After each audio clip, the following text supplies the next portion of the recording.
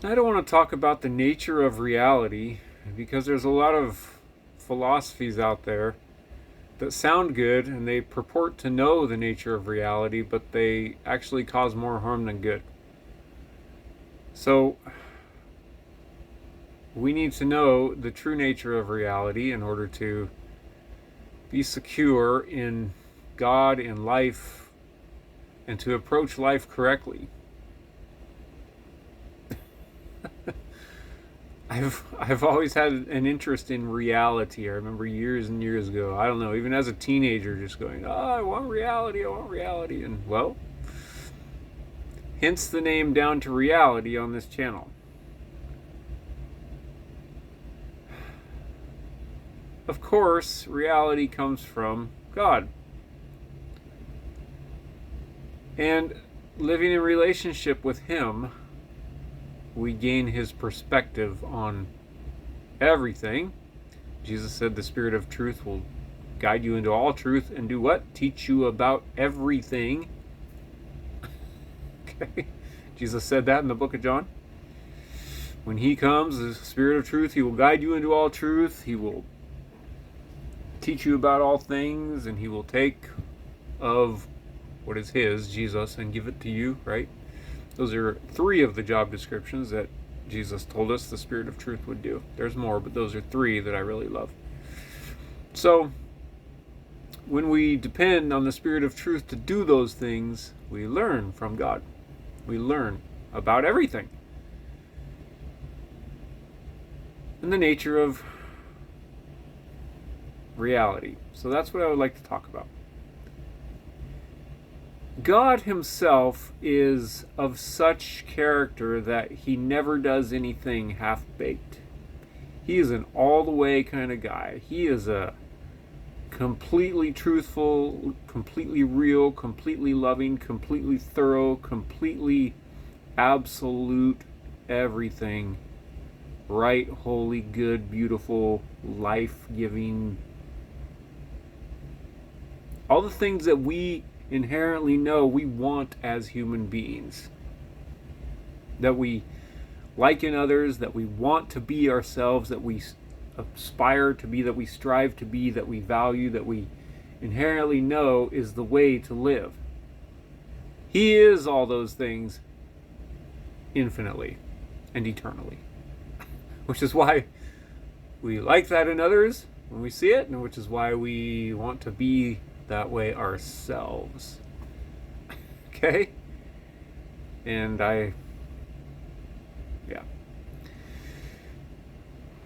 when we understand that about God, we understand that this reality that we find ourselves in, that He has created, is a product of that aspect of His character.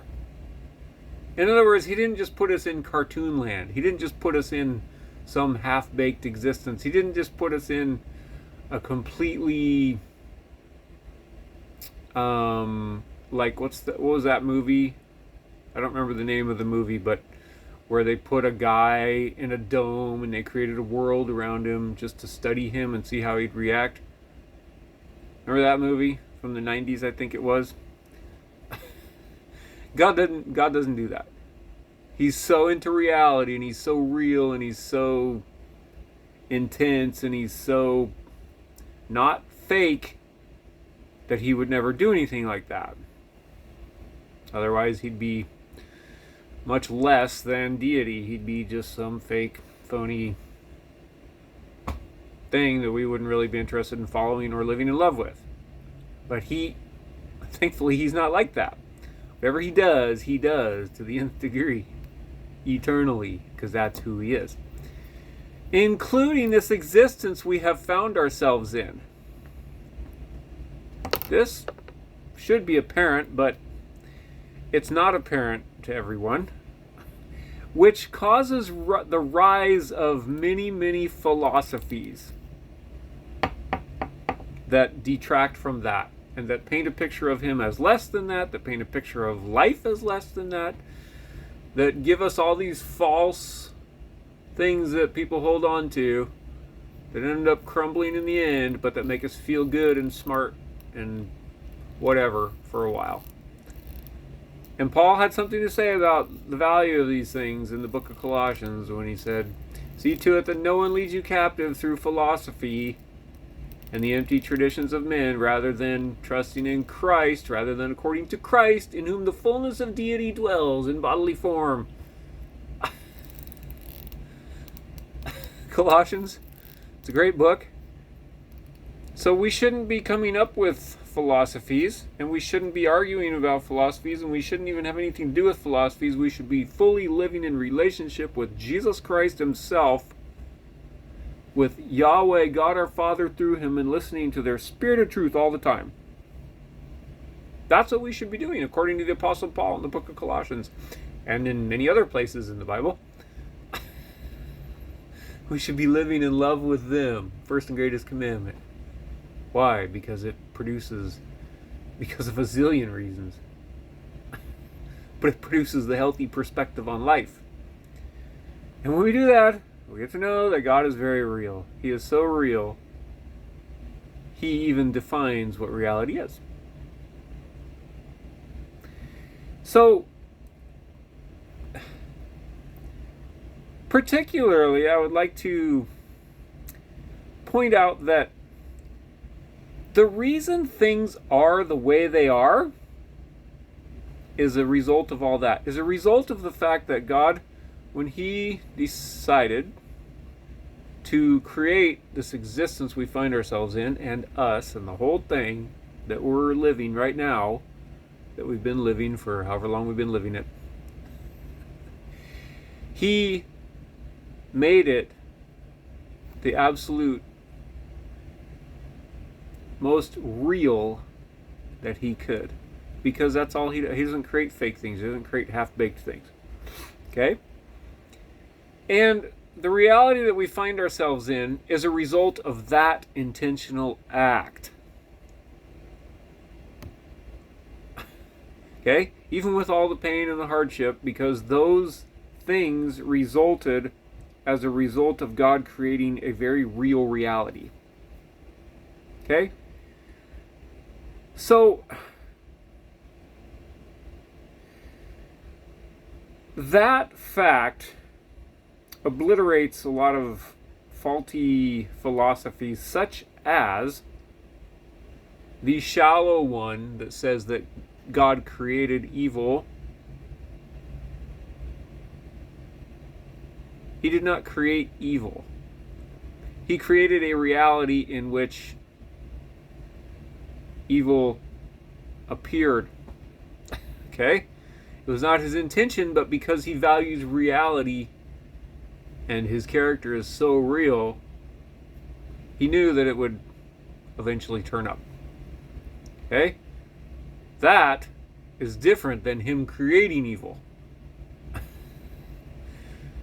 That's different than him going, okay, I'm gonna script this thing and I'm gonna put evil in there because that's the only way they'll know good, and yada, blah blah blah. That's philosophy.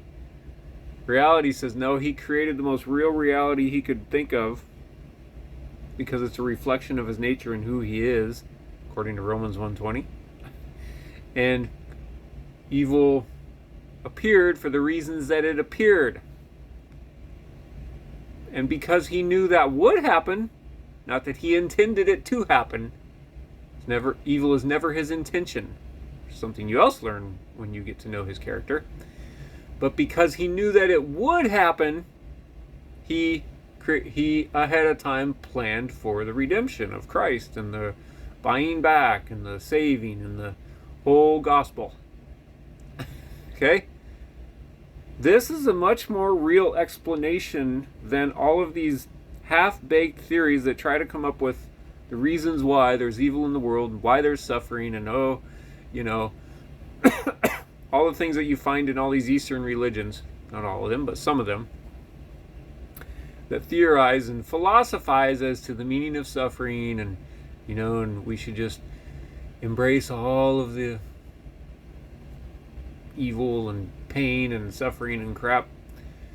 Now, I don't say that we should embrace it like they do, but I do understand that as a result of God's real nature, it existed, And so we have to deal within that reality, which is different than saying God intended for it to happen and God created it. No, God knew that it would, and the realist reality he could create, that I can accept. And that's very different than saying God intended for evil and pain and suffering to happen. No, God created a very real reality, and he knew that evil and pain would ensue.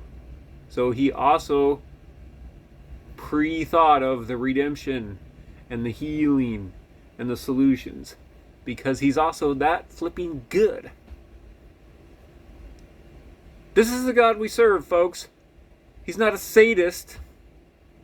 He's not a half-baked pre-scripter. He didn't just write the script to this giant movie thing and we're all just playing it out, like I hear many people say, as if God was that fake and that phony, and he predestined all us to become that fake and phony just like him. Would you do that with your family? No. Would he do that with his? No. We know that when we have families, right, they're going to encounter hardships in the world because of the real nature of the flipping world. And so we think ahead and we plan how to help them avoid it, deal with it, fix it when it happens, after it happens, right? Because life is real. It's not fake and scripted by a sadistic, half-baked, fake God. Thanks, and have a fantastic day.